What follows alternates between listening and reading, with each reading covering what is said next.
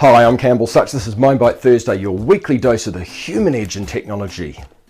There's a saying that people go to work for a company, go to work for a role, but they leave for the manager.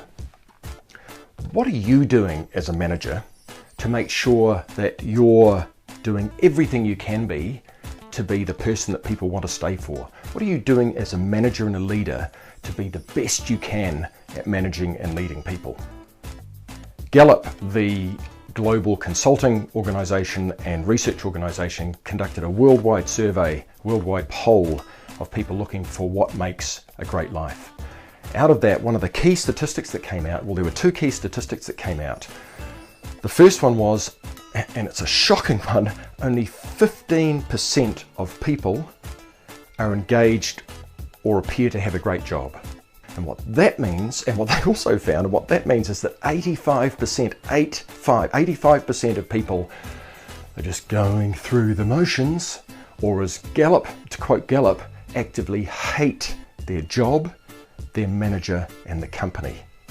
Wow. The other key statistic they found, the second one, was that 30% of the variation, of the impact on the variation in engagement was due solely to the manager. So you've got two statistics, two key things. One is only 15% of people are engaged in their roles. Shocking. And then on the other hand, 70% of the impact on that engagement is all down to the manager. So what are you doing as a manager to make sure that you minimize the chances of having people disengage? You want to have people not in that 85% and in the 15%. And what are you doing to most impact your ability to help people's engagement grow in an organization? Well, that's a challenging question, isn't it? A challenging place to be. Some of the answers may be in a survey that Google conducted of their own employees called Project Oxygen several years ago. And out of that came 10 key attributes of what made a great manager, what made a great leader and a manager. Out of those top 10, 8 of them are human skills. 8 of them are the soft skills, how you manage yourself and how you manage your interactions with other people, but most importantly, how you manage your interactions with your staff, obviously, as a manager.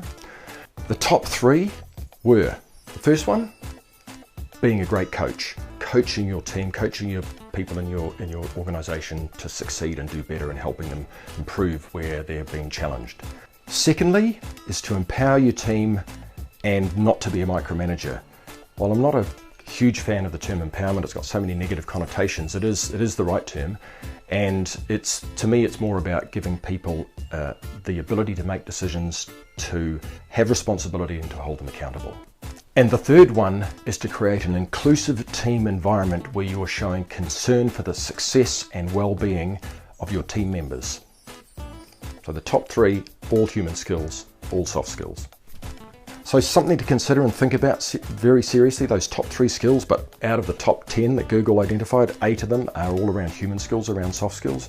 So what are you going to do this week, today, or tomorrow to start yourself on the journey of improving your human skills, coaching, empowerment, not micromanaging, showing concern for the welfare and helping of your team members and helping them to succeed?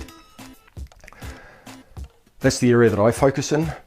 If you think I might be able to help you, then by all means reach out. I'll put a link to the website and to my contact details in the bottom of this email. Something to think about for this week. That's Campbell Such, Mindbite Thursday. Look forward to catching up next week. See ya. Bye.